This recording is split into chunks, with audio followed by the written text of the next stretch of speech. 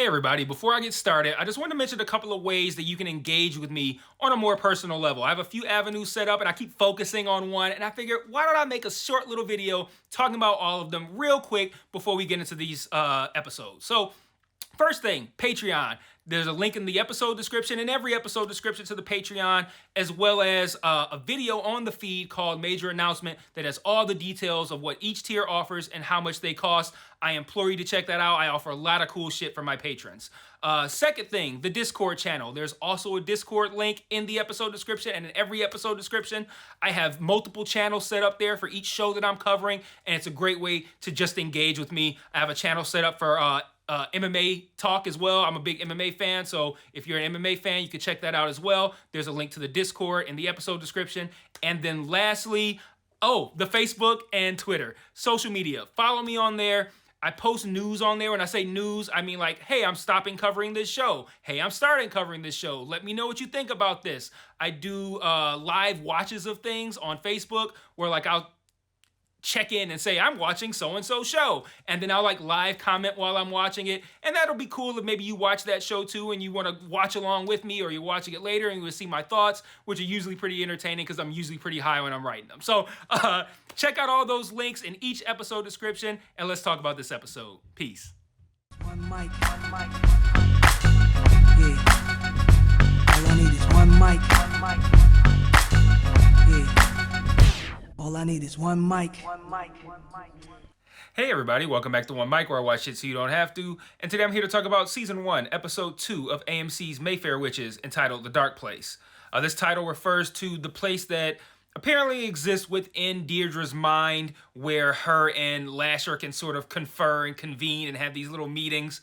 We see in this episode Lasher in the dark place, this place in Deirdre's mind. It's where he essentially convinces her to wake up from her slumber. Now that we know from last week's episode that the doctor has stopped giving her whatever that sedative is that's been keeping her sedated all this time. He's doing that. She's able to regain her cognitive ability, and Lasher convinces her to wake up from the dark place. So, I enjoyed this episode, and I'm really interested in seeing where this story is going. However, I am starting to notice that, actually, I don't even want to say however, because I don't want to make this sound like a, kind of like a compliment sandwich. Like, I'm going to say a nice thing, but I'm going to sandwich something negative in between. I'm not trying to be, I'm not currently stating this as a negative or a con or something like that, but it is something I'm noticing. It seems like this show, at least at this point, maybe something of a slow build, which I don't mind just yet. But if the story continues to progress at a fairly slow pace, I think it will become a little bit more noticeable, a little faster. Let's say something like Interview with the Vampire, where you had like these big lavish sets and the costumes and the performances from the two male leads, and then you bring in the Claudia character. Like, there's so much going on that really leaps off the screen from a visual perspective on Interview with the Vampire, that I think if it moved at a similar pace, it would be less noticeable. But I think with this show feeling, I mean, by the standards of like, witch shows, this one's fairly normal so far.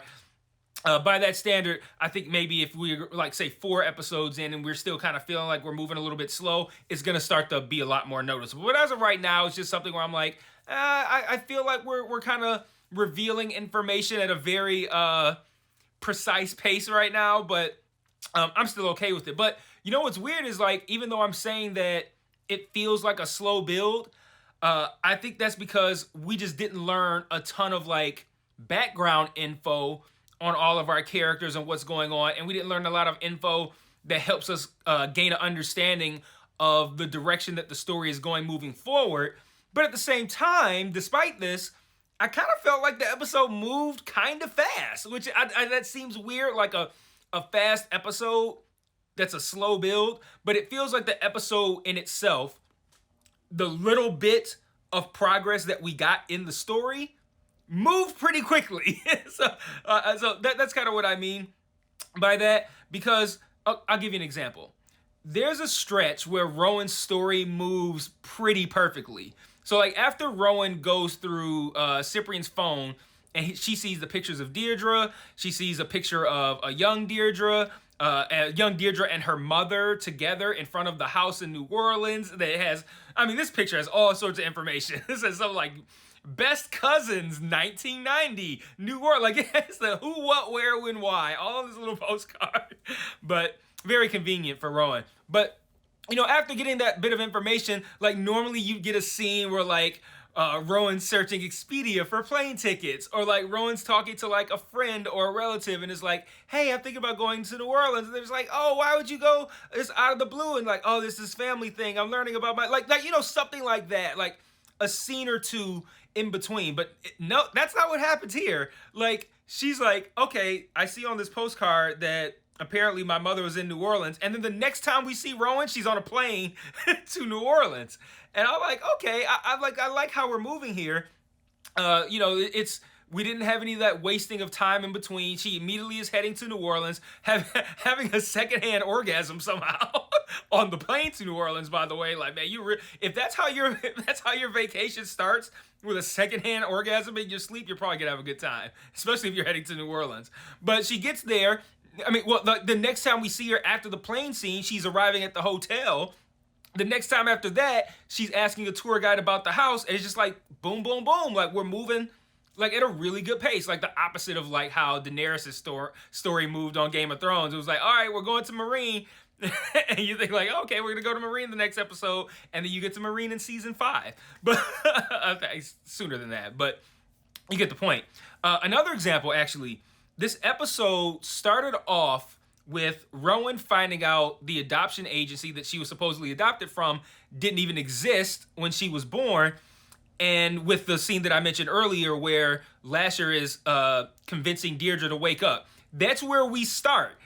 At the end of the episode, they're essentially, kind of, sort of, they end up meeting each other face to face. Like, so from a point where, hey, trying to gain some information on my adoption is where we start, to, hey, you're my birth mother is where we end. Like, that's a really fast pace to get a really long distance. So I thought that was cool, and I like that they did it plausibly, because like, okay, I liked how Cyprian following her led to the confrontation between him and her, and they established that, you know, he wanted to have he wanted to kind of like start to reveal information to her, you know, via that phone call that he had with whoever, I guess it was his boss or whatever, where he's like, you know, I want to tell her who she is, and he's like, no, don't do it. But we know that, okay, so that helped us establish that he was interested in sharing information with her. So when the confrontation happens, it makes sense. Then her taking his phone and finding useful information on it was also plausible, because he had been following her. We know that he is assigned to her family to some degree. And then she's off to New Orleans, and we don't even have to feel a way about her just up and going, because they established that she's the kind of person who would do something like that, because she don't even live in a house. She lives on a boat. So she's somebody who's perfectly willing to just up and go. You know, they established last week, you know, she's somebody who's looking to find her home and learn about where she's from. This sounds like somebody who would just up and go to New Orleans. So like, you know, you might have another show where she sees the postcard that says New Orleans. We have extra scenes before she even leaves. Some of the events to get there might seem implausible, like, well, isn't that convenient? But everything has been explained and set up. So I think they did a really good job in this episode of like taking us a pretty far distance from, like I said, from learning about adoption agency to meeting birth mother in one episode, getting us that far that quickly, plausibly.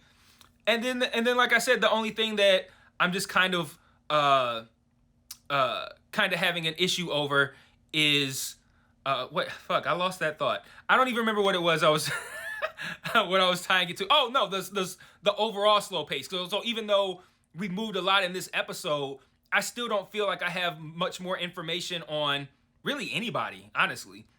So that's what I mean. Fast pace, slow build. That's kind of what this episode felt like. A couple other things I want to talk about though. There's a scene with Dr. Keck in this episode that I actually liked, despite the fact that I'm disappointed that he was even alive in the first place. But Rowan finds out that she's not on the schedule at work, and she confronts Dr. Keck about it. and he mentions something about her like taking extra time to do an operation, and it feels like he's just giving her shit again. And I'm just like, yo, fuck this guy, man. Like he seems like the kind of motherfucker who could be in an argument with somebody, almost die during the argument, and then wake up and resume the fucking argument because he's that old and crotchety and petty. So I'm like, why is he being a dick to her?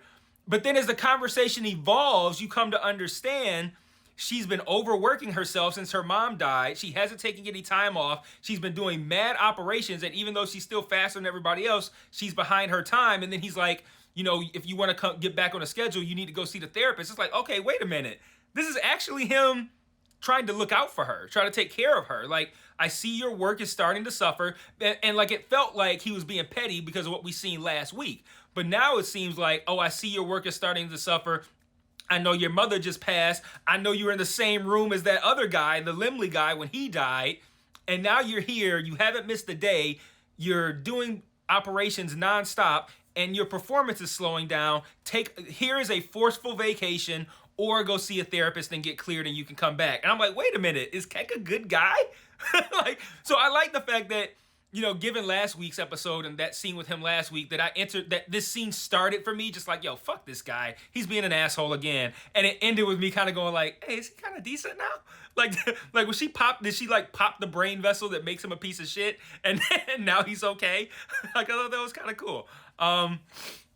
That's the other thing. I want to talk about something that I didn't like. So, I didn't like the scene at the end, toward the end, where Deirdre arrives at the hotel in New Orleans and runs into Carlotta in the lobby.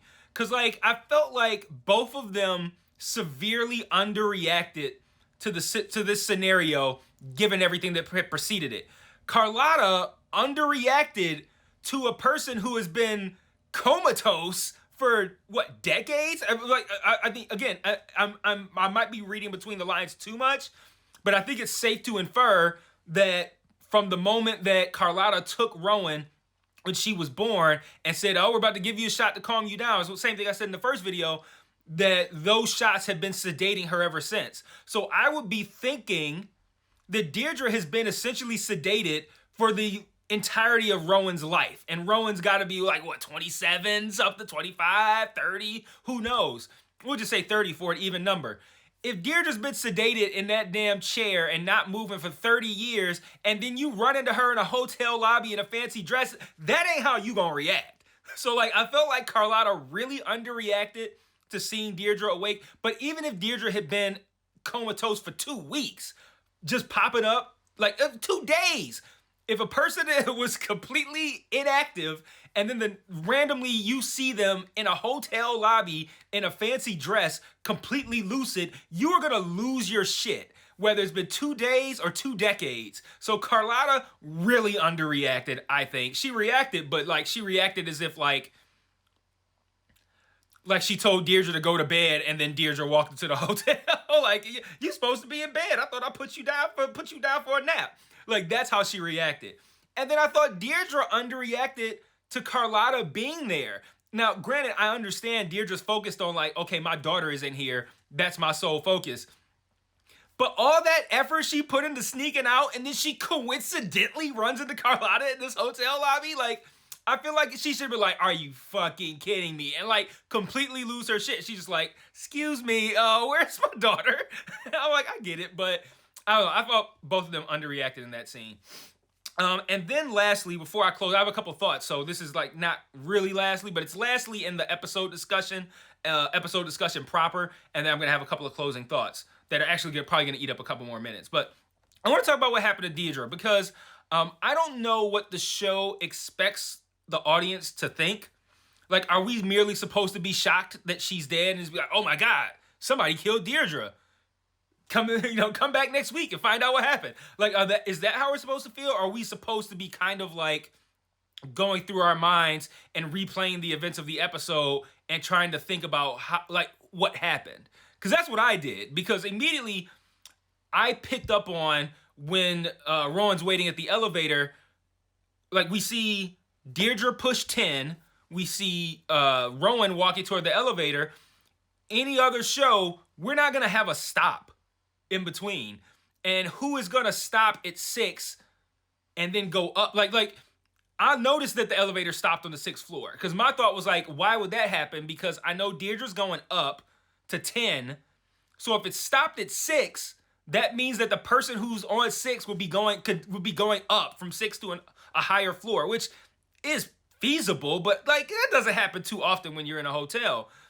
So for her to come out with her throat slit, I'm like, okay, well clearly since I like already it jumped out to me that the elevator stopped on 6. That lets me know that when it stopped on 6, that's when she got cut. So somebody was on 6 already before she even got there.